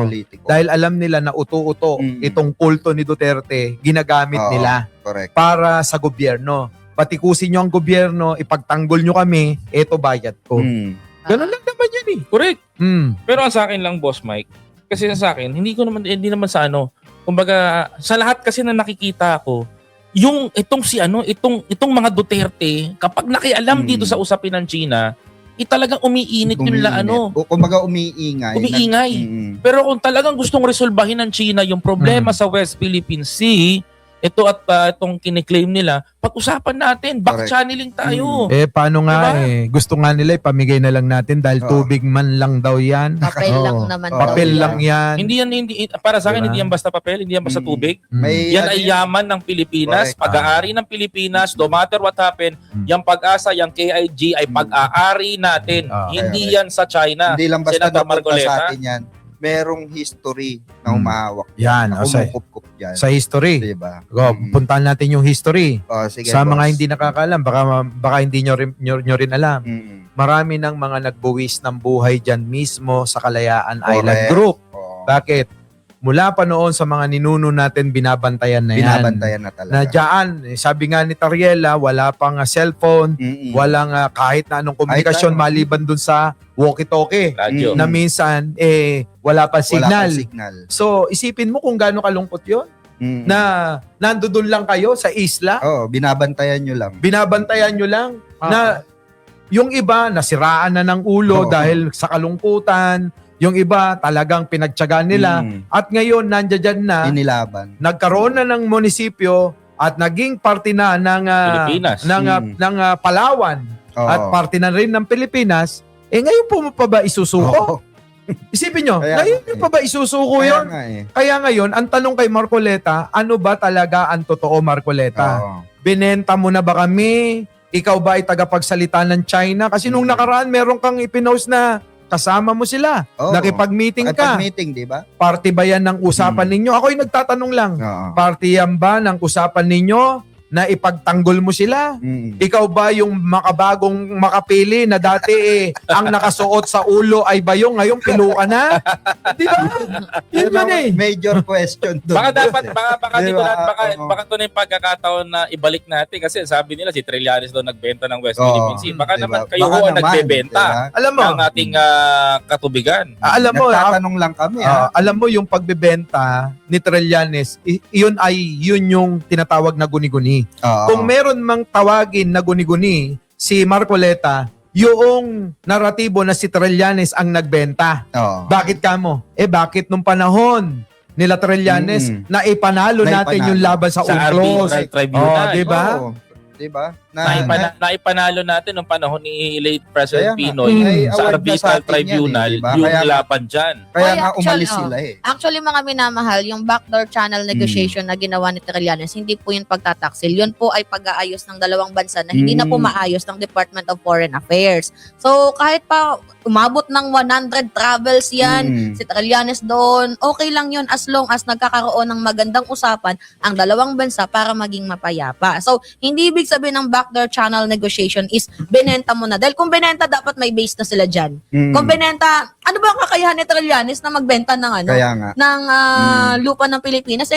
Unang-una, wala naman sa kanya yung titulo ng ng isla na yan. So, I think paninirang May puri nagbenta lang yan. niyan. Alam mo kung sino? Gusto mo malaman, boss? Sino? Yung nagsalita ng gentleman's agreement at yung nakipag-gentleman's agreement sa China. Yun ang literal na nagbenta sa Pilipinas. Ayun na nga kasi, alam nyo naman ang style ng mga Duterte na kung ano yung gawain nila ibibintang sa Oo. iba. Alam mo, Mima, doon sa sinabi mo na ilang beses nang bumabalik-balik si Senator Trillanes sa China para makipagdialogo, normal lang yun kasi mahirap silang kausap. Hindi mo maiintindihan kung Pero ano ang gusto. hindi normal, Boss Mike, yung gumagawa talaga ng mga peke. Yan. Oo. Dito na tayo. Yan yung hindi normal, yung gumagawa ng mga peking Peke. reports, di ba? Peking balita, Peking video. Fake news. Nakakata ko na ba? Fake news, fake news.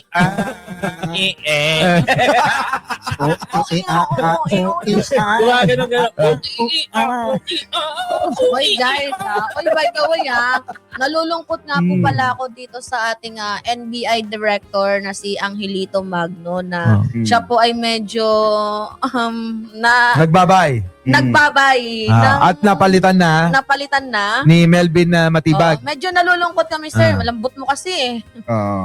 kung hindi Di mo naman. nilambutan. Di Hindi naman. kasi ganito.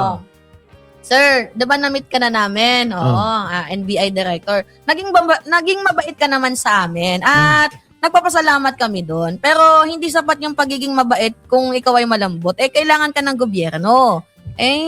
Bawal lang malambot dito. Dapat marunong din tayong magtrabaho, 'di ba? Hindi naman sa ibig sabihin hawakan ka sa leeg ng gobyerno. Hindi 'yun yung gusto naming ibig sabihin. Ang gusto namin dapat magkaroon ka man lang ng kahit papaanong lakas, 'di ba? Yung kasi, hindi yung Mima kasi ang NBI non-partisan yan.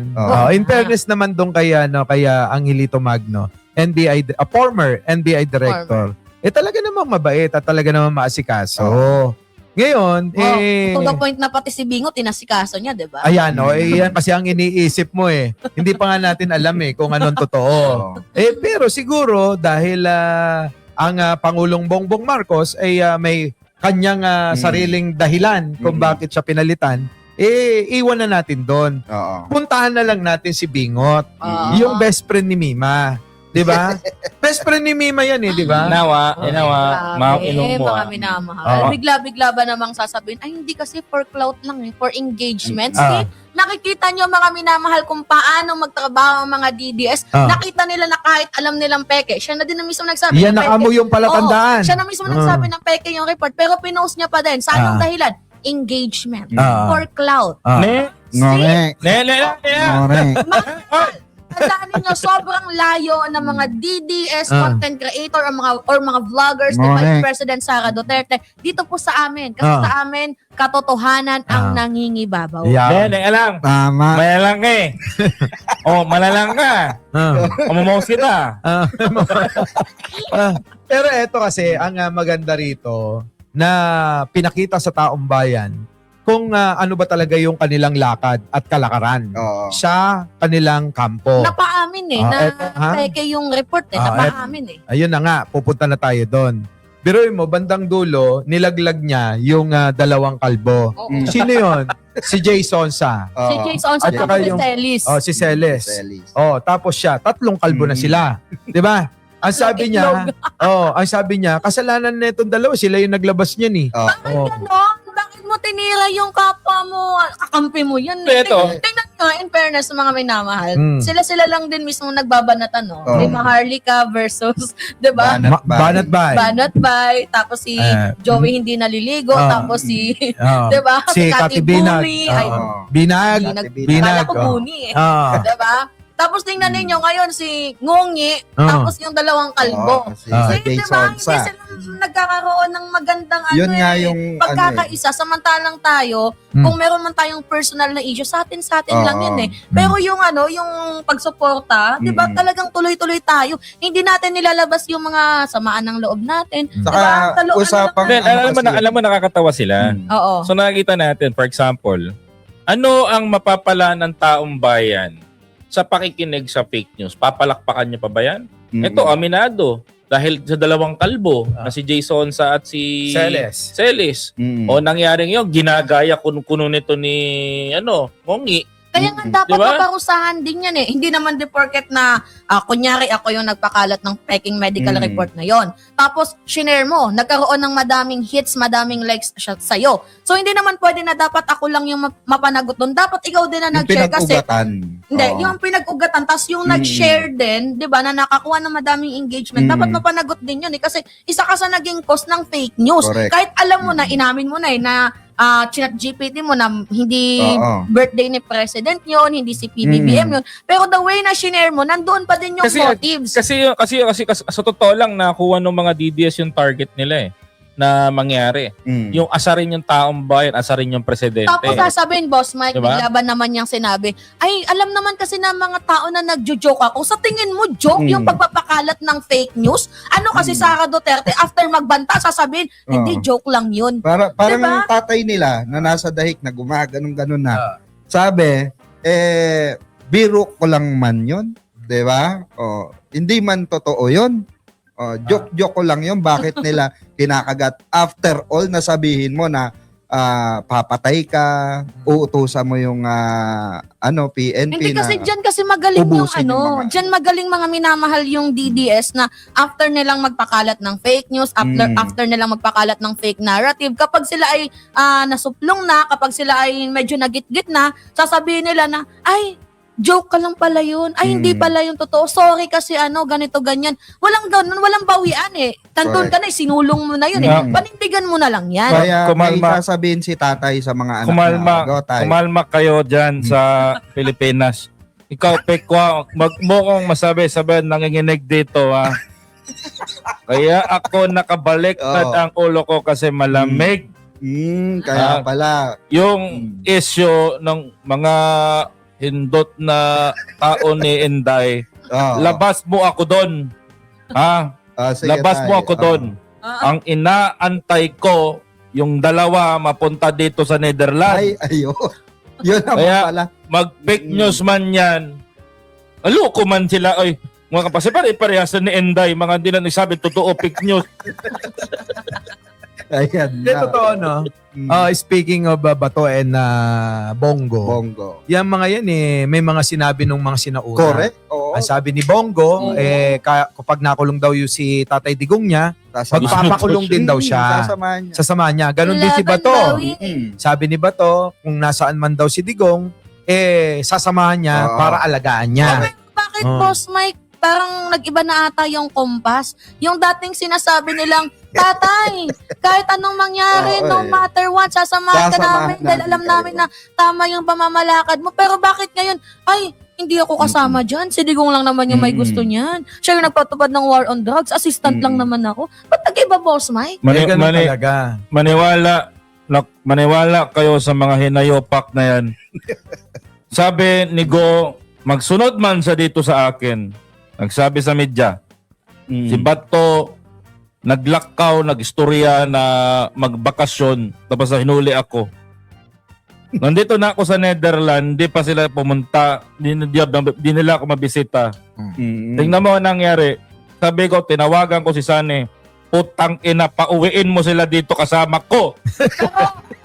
Pero may tanong ako sa inyo kasi total alam naman natin na best friend mo biyahe ni Koy si former Senator Antonio Trillanes. Medyo si Trillanes kasi ngayon sa napapansin ko tahimik dito sa issue sa International Criminal Court laban kay Sara Duterte.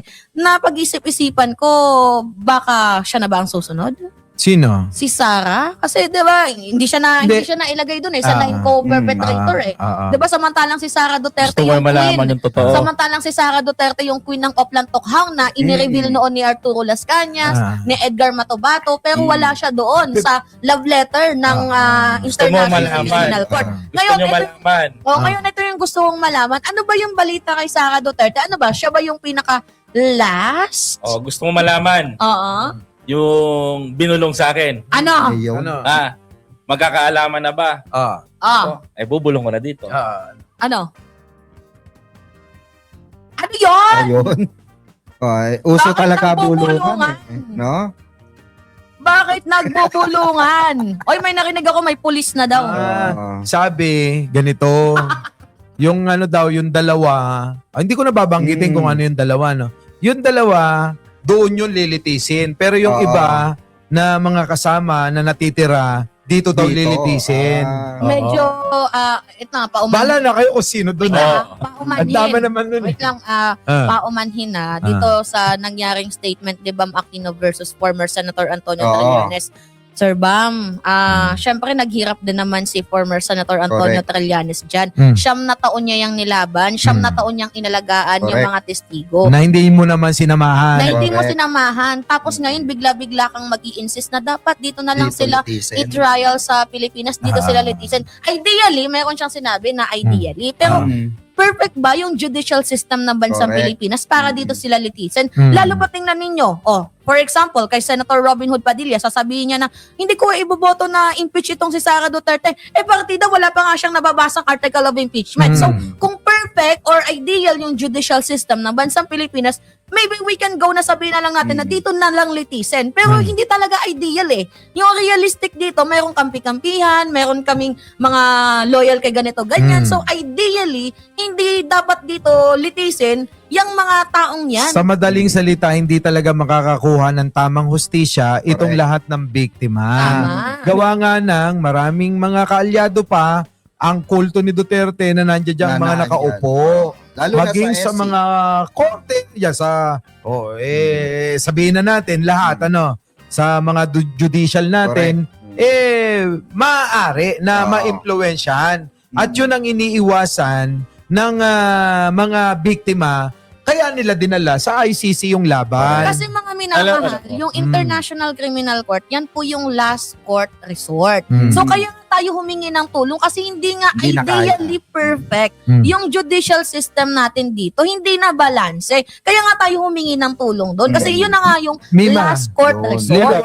Liliwanagin ko lang. Kasi yung sinasabi ni Mima, yan ay nung panahon ni Digong. Hindi ho yung panahon ngayon. Ngayon, kung po pwede na dito litisin yan noong panahon ni Pangulong Bongbong sa panahon ngayon, hindi na rin maaari kasi nauna na naisampa doon.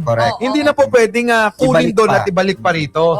At mas okay na rin na kung sino yung nag-umpisa, siya na rin ang tumapos. Kaya nga, first of all, gusto ko liwanagin yung sinabi ni Mima na tungkol doon sa 9 years tinrabaho ni Sani Trillanes yan.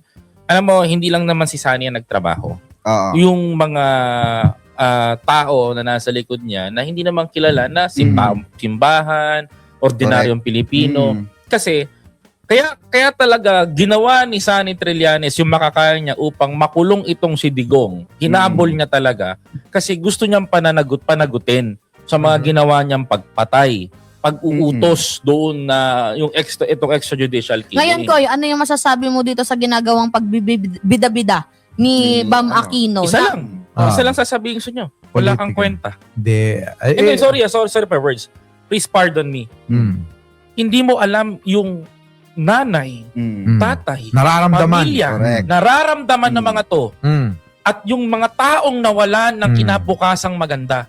There is, gusto ko nga sabihin kay Senator Bam to eh. Senator Bam, there is 3,275 Pilipino na namatay sa extrajudicial killing ng walang kalaban-laban at mga inosente. Paano mo sasabihin sa bansa natin na itong gusto mong mangyari o kung tawag nito, kung pwede lang na mangyari ito sa bansa natin na dito litisin yan. Tingnan mo ang korte natin ngayon. Nagkasala, may Mary Grace Piatos, may pagnanakaw, gumagamit ng nagbabanta sa Pangulo. Ang gustong gawin ng Supreme Court, ano gusto mong gawin? Pawalang sala ng impeachment. Walang ganito. Di ba? Dito pa lang sa bansa natin, tinatarantado tayo ng ganyan. Dalhin natin sa Netherlands. Pero alam nyo, ito lang ano ko lang sa inyo, medyo ipaalala ko lang sa inyo. Nung panahon ng eleksyon, masyadong vocal yan si Bam Aquino sa pagtuligsa dito sa mga Duterte. Hindi nyo ba napansin na nung matapos na manalo, biglang tumahimik na? Hindi na natin maringgan na magsalita man lang against sa kay Sara. Kaya minsan mapapaisip ka, ano ba talaga gusto nyo bang malaman? Ang intention Hindi, mo? gusto nyo bang malaman? Magkaalaman tayo. Magkaalaman tayo. Go, boss. Ano ba yan? lang? Merong isang bata lalaki. Yung tatay niya, Nako. naging tauhan ng dating presidente. Ako, Gusto nyo parang bang alam ko malaman yung kung kwento sino na yan, yung dating presidente na pinagsilbihan ng tatay niya? Babae, lalaki? Babae. Oo. Sabi, I'm sorry. May brace neck. Ah. Alam nyo na kung sino. Maliit. Maliit ba yan? Ito na. Dating tauhan ng tatay. Kaya noong panahon, nung nagkakabanatan sa Senado, itong panahon nagkakabanatan sa Senado tungkol sa mga issue ng fake news noon, pinatawag sila Mocha Uson, pinatawag yung mga ganitong vlogger, siya lang ang safe. Hindi siya kinasuhan. Si Dilima pinakulong. Si Trillanes hinaras sa Senado. Pero yung isa hindi. Di ba kayo nagtataka? Magkaalaman pa ba tayo dito? O baka gusto niyo matindi pala yan. So, I think, baka gusto niyo rin malaman yung tunay na magulang niyan. wait, so I think itong si Bam Aquino is playing safe. Hindi ko alam kung anong pangalan Ganon, nababang tawag ito, namamangka sa dalawang Hindi. ilog. Tama ba? Mima, ganito, simplihan uli natin. Yaan ang tawag dyan, yan yung typical na traditional politician. Traditional. Trapo. Correct. Yan na yun. Magandang example, si Bam Aquino na isang trapo, traditional politician. Kaya nga sa akin, boss, walang kwente. Alam mo kung bakit? Hindi kayong mga lumalaban eh. Correct. Kayo nanguna na ipakulong si Digong. Tapos Diba? all of a sudden, parang asang ka. Asan ka? Di ba? Dito na lang natin litisin.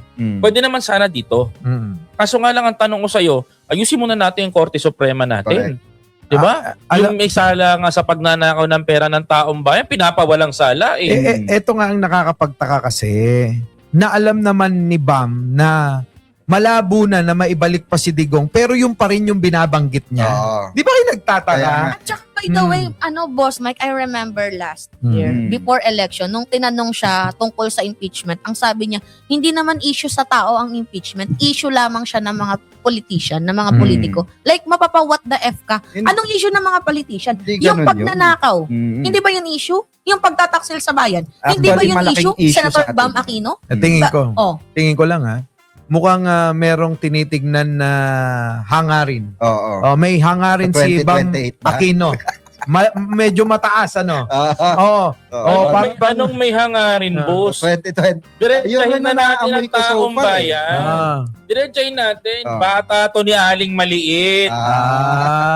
Ayan yung pumuni. So, ibig sabihin, wala silang pagkakaiba ni Mike Defensor. Correct. Iisa lang sinapupunan na Exactly. pinanggalingan. Uy, ngayon ko lang nalaman yan, ha? So sa sinapupunan ni Aling Maliit sila galing. Correct. Ayun. Diba? Now Kasi I nga, realize, Kasi nga si tatay, Ah. empleyado, mataas ang posisyon nung panahon na nakaposisyon si Aling Maliit. Yan. Yung pala yung sana gets nyo mga kababayan. Pero yun nga sabi ko mga boss sa aking mga reaction din. Sabi ko, bakit hindi ka nagsalita nung panahon na inihain yan ni Senator Sonny Trillanes? Bakit hindi doon sa specific date na yon nagsalita ka at sinabi mo yan sa sambayan ng Pilipino na dito na lang litisin yan? Okay lang naman, Bakit ngayon pa? Okay lang naman sana na magsalita niyan si Bam na sige, litisin natin sa bansang Pilipinas kung nakipagtulungan siya, kung meron siyang naitulong. May ambag. May tama. ambag, 'di ba? Kung kinasuhan niya itong si Digong, kinasuhan niya yung mga biktima, kinasuhan niya yung mga senador na nambibiktima, 'di ba? Pero- Okay lang na sabihin niya 'yun eh. Pero Kaso ako, wala siyang ambag, tapos bigla-bigla siyang mag-i-insist na dapat dito na lang sa bansang Pilipinas. Like, ano yung naging ambag mo? Hindi ba kayo Kaya nga. nagtataka? Hindi ba kayo nagtataka? Pansinin nyo to. Ako wala. Medyo nanamlay ako kay Attorney Lenny. Totoo lang. Kahit Bakit? na nakikita ko na maganda sana. Alam mo kung bakit? Unang-una, si Attorney Lenny, ayaw niya ipa-impeach si Sara. Kung ganun lang din naman pala na Kaya ayaw niyang kaya sabi ipakulong. ko, out na ako. Ngayon naman, narinig mo si Senator Bam, litisin na lang dito. Ano ba talaga meron sa inyo? Hindi sinabi din ni Bam Aquino tapos ni Leni Robredo, according kay former Senator Antonio Trillanes, na kapag nanalo itong si Leni, hindi daw Hindi nila nga dadalhin. idadalhin sa The Hague, the Netherlands, itong si former President Duterte. So tama lang talaga yung choice ng mamamayang Pilipino na si President talaga ang dapat manalo. Yan ang assurance na hinihingi nila noon. Oo. For safety purposes ni Digong. 'Di ba? God works in a mysterious ways para sa mga kakamping na win-wish nyo na manalo si Leni pero si PBBM yung nanalo pero si PBBM ang tumupad ng pangako ng hiling ninyo na madala sa The Netherlands yang si Digong para mapanagot sa kanyang salang pagpatay sa napakaraming mamamayang Pilipino. Wala palang kwenta kasi isa lang yung gustong mangyari ni parang Leni Robredo rin to si Senator Bam. 'Di ba? Ako may Kaibigan mensahe ako system. sa dito kay Senator Bam. Interviewin niyo po Senator Bam yung mga namatayan. Oo. Yung biktima ng extrajudicial killing. Then tignan natin kung masasabi mo ulit 'yan. Kasi siguro wala siyang idea For kung ano example, yung nasa puso ng mga biktima. For example, kaya niya Baka bang gusto niya marinig. ito nga, for example ko nga kaya mo bang harapin Senator Bam yung biktima ng extrajudicial killing Yun. sa Malabon? Yung pinagpatong-patong na bangkay sa sementeryo Correct. na isang pamilya, kaya mo bang harapin yung Senator Bam? And sabihin mo doon sa pamilya, sabihin mo doon sa kanila na dito na lang natin litisin. Correct. Huwag na natin pakinggan yung kaso na sinampan nyo sa Netherlands. Yun. Pwede ba yun? Diba? Saka siya bumalik. Kasi totoo lang hindi ko rin alam personally kung saan siya nanggaling. Hindi ko alam kung paano siya nakapagbigay ng ganong klase ng statement na Diretsoy natin very ang taong insensitive. bayan, pare. Diretsoy natin ang taong bayan. Kasi nga, bata to ni Aling Maliit. Yun. Diba? Bata talaga. Anong masasabi mo dyan, Boss Mike? Ako naman, sabi ko nga sa inyo, ang politika, wala kang permanenteng kakampi, wala kang permanenteng kaaway, pero may permanenteng interes. Yun. Hanggat ang mga politiko natin ay mananatili sa ganong mga pananaw at mga gawain, hindi lalago at mahihirapan ang bansang ito para ma-take off natin. Naumpisan na ni Pangulong Bongbong Marcos na tayo ay linisin. Inumpisan na sa mga kurakot sa gobyerno. Kurakot ng mga politiko na ayan, may napanagot naman na at ongoing yung mga kaso ng ilang mga politiko. Siguro, sana, mangyari sana, pumili na tayo ng tulad ni Pangulong Bongbong Marcos na may pagmamalasakit sa bayan, may pagmamalasakit sa kapwa, at may pagmamalasakit sa bansa. Kasi kung makakapili tayo ng katulad uli ng Duterte na puro lang salita na wala namang gawa, nawa ng ngawa, pero wala ka namang nakikita. Correct. Wala pa rin uli. Mahihirapan ulit tayo. sa ating sistema. Baka Paulit-ulit lang. Sige, baka gusto nyong maging katulad ho tayo ng kalsada ng India sa susunod. No, magme-mekos-mekos na lang ho Yan tayo yung dyan. ayaw ni Sara Duterte, yung accountability. Yan yung ayaw ni Sara, yung walang transparency. 'Di ba? Kaya nga gusto niyang tumakbo kasi para mailigtas yung sarili niya, 'di ba? Hindi lang yun, kundi mailigtas niya yung mga kaalyado niyang magnanakaw na ngayon ay nasasadlak sa lahat ng mga akusasyon. Yan kasi yung assurance Kasi nga pag nanalo. sinagasaan na sila ni Pangulo eh. Yan yung Kumbaga, hindi nila ina-expect kasi si President Bongbong Marcos, hindi naman siya yung puppet yung kaya mong utusan. Iba po si President na yung ina-expect kasi nila, 'di ba? Sabi pa nga ni Sara Duterte, pasensya na inihalal natin, 'di ba? Tinulungan niya daw si President. Tinulungan niya maging presidente si Oo. Presidente. Mali. Gusto mo sagutin ko? Sige. May tanong lang ako. Sara, makinig ka. Noong panahon na yon, hindi ka tumakbong presidente. Kasi bakit? Alam mong matatalo ka. Nagkaroon ng survey. Nagkaroon ng survey, yung mga kongresista sa mga bawat distrikto nila, at ang lumabas na pangalan ay si maliwanag na si Pangulong Bongbong Marcos. Bongbong Marcos. Alam mo Ulitin mo. Bongbong Marcos. Isa pa, lakasan mo. Bongbong Marcos.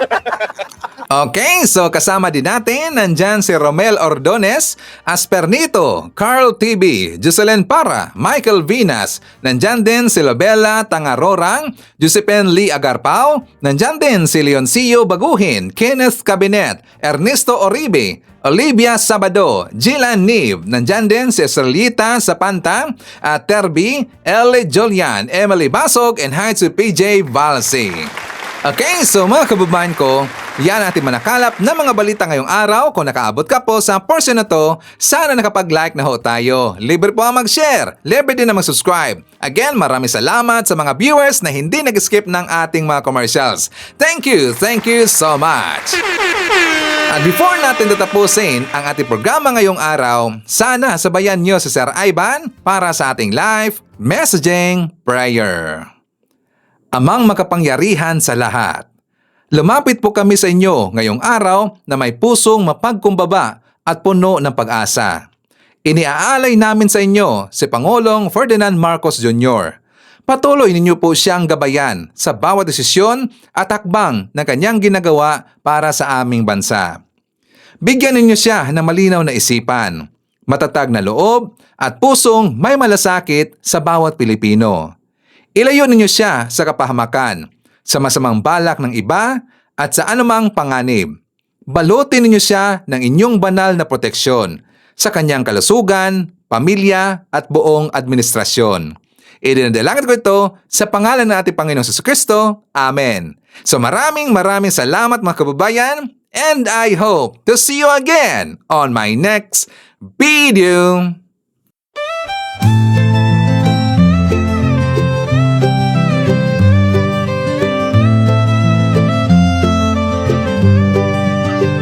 Sa bawat pagsikat ng araw, ikaw ay nandyan. Tinig mong matatag, sa amin ay gabay. Pag-asa ng bayan, pangakong totoo. BBM, isa kang totoong tao. Sa mahirap at api, ika'y sumusuporta. Tapat mong paglilingkod, lahat kami nakakita sa iyong pamumuno. Bayan ay umaangat, bagong Pilipinas, pangarap ay tapat.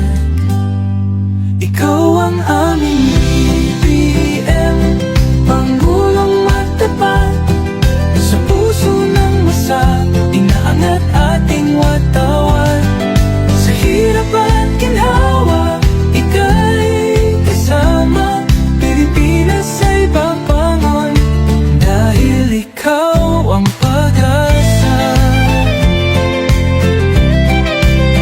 Mula Luzon, Visayas hanggang Mindanao, boses mo'y umaabot, dala ay pag-ahon. Magtulungan, magkaisa, sabi mo sa lahat, para sa bayan, ikaw ang aming alamat. Ang pangarap mong bansa, taas noo masagana, manggagawa't magsasaka.